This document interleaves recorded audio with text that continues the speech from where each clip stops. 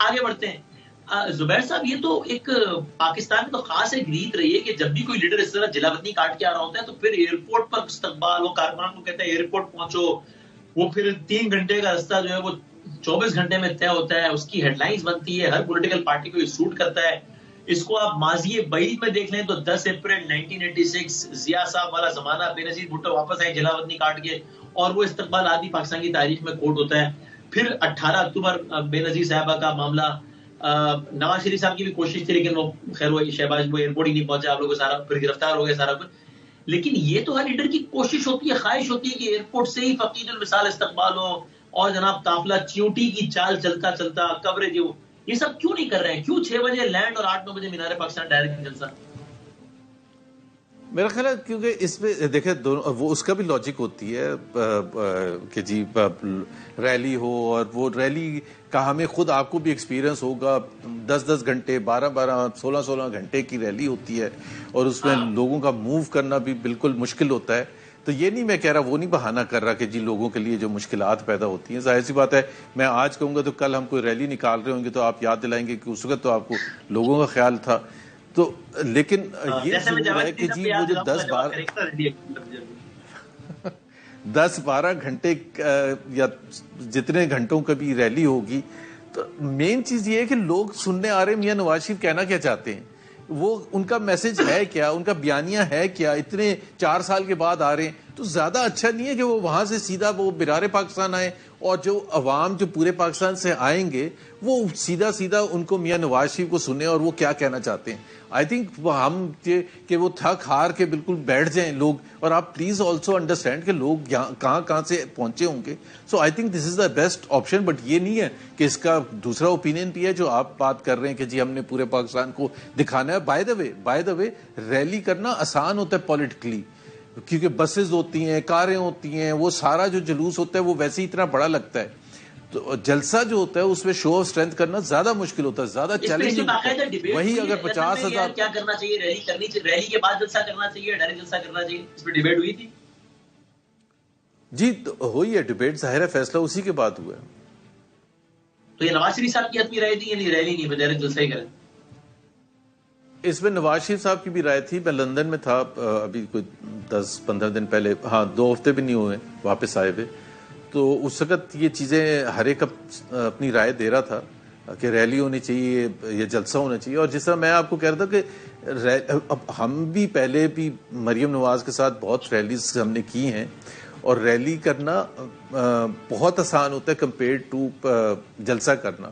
کیونکہ ریلی میں تو وہی 50,000 لوگ جب وہ ریلی میں ہوتے ہیں تو ایسے لگتا ہے کہ پتہ نہیں کو 20 لاکھ لوگ ہیں. لیکن جلسے میں تو آپ کو سب کے سامنے نظر آ رہا ہوتا ہے نا, کوئی بسز نہیں اندر ہوتی, کاریں نہیں ہوتی ہیں, موٹر بائکس نہیں ہوتے ہیں, لوگ وہاں بیٹھے ہوتے ہیں اور ہر ایک کے سامنے ہوتا ہے. پوری دنیا اس کو آپ کو پتا ہے کہ کور کر رہی ہوگی کہ کتنے لوگ ہیں کیا ہے. سو وہ اس میں رسک تو زیادہ ہے, اور لوگ ظاہر ہے آپ نے ذکر کیا وہ تو یہ چلے جلسے پر ہی آ جاتے ہیں.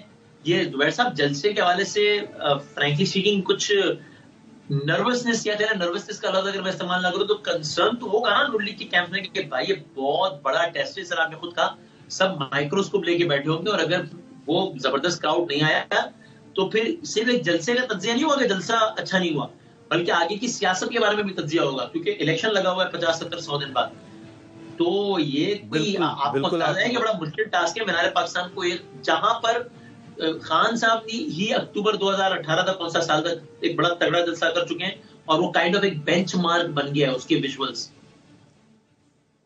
2011 جی 2011 صحیح بالکل آپ صحیح کہہ رہے ہیں کہ وہ صرف یہ ایٹ سٹیک نہیں ہے کہ جلسہ کتنا بڑا تھا یا چھوٹا تھا. 13 دسمبر 2020 کو جلسہ ہوا تھا پی ڈی ایم کا, آپ کو یاد ہوگا, تو اس میں بھی بڑا کوسچن مارک لگے تھے کہ کتنا بڑا تھا یا نہیں تھا. وہ ایک نارمل جلسے ہوتے ہیں جس میں آپ کی پولیٹیکل بڑی سب چاہتے ہیں کہ بڑے سے بڑا جلسہ ہو, بٹ ادھر stakes are far far higher. اس میں تمام سٹیک ہولڈرز دیکھ رہے ہوں گے جو پاکستان میں ہیں, اور دنیا بھر کے جو میڈیا ہے وہ بھی کور کر رہا ہوگا, دنیا بھر کی جو انٹیلیجنسیا وہ بھی دیکھ رہی ہوگی کہ یہ دس ول سیٹ دا اسٹینڈرڈ کہ جی یہاں سے میاں نواز شریف کیا یہ شو کرنے میں کامیاب ہوتے ہیں کہ whether he is the most popular political leader. So ظاہر سی بات ہے ہمیں یہ جہاں ہمیں یہ رسک ہے, کوشچن مارک ہے, اس کے ساتھ ساتھ ہمیں یہ وہ بھی ہے, کانفیڈنس بھی ہے کہ یہ اگر ہم شو آف اسٹرینتھ کر سکیں گے تو this will be far better, because ہر اوپینین, اگر میں آپ کے جواب سے سوال لوں, is Mian Muhammad Nawaz Sharif the most popular leader of Pakistan right now? جب میں ریفریش کروں, Mian Nawaz Sharif is more popular than Imran Khan today as we speak? میرا خیال ہے ہمارے لیے تو ڈیفینیٹلی ہم کہتے ہیں میاں نواز شریف زیادہ پاپولر ہیں. سمپتھیز ضرور چلی جاتی ہیں جو آن دا ریسیونگ اینڈ ہوتا ہے, لیکن this is exactly the point کہ why Mian Nawaz Sharif is coming back. He will kick start, جو ہم سمجھتے ہیں کہ اس سے ایک وہ سفر شروع ہوگا جس میں ہم اپنی جو اسٹرینتھ ہے اس کو باہر نکال سکیں گے, ہم وہ ولولہ جوش اکراس پاکستان کریٹ کر سکیں گے جو یہ ڈیمونسٹریٹ کرے گا کہ یا بالکل صحیح ہے. P M L N target کیا ہے یار؟ میں وسیم, میں نمبرز میں نہ مجھے اتنی سمجھ آتی ہے کہ وہ جو کہتے ہیں نا کہ کوئی کہتا ہے کہ 20 لاکھ ہیں یا 1 لاکھ ہیں یا 50,000 ہیں, 10 لاکھ اسکوٹر ہیں, ملین مارچ ہے.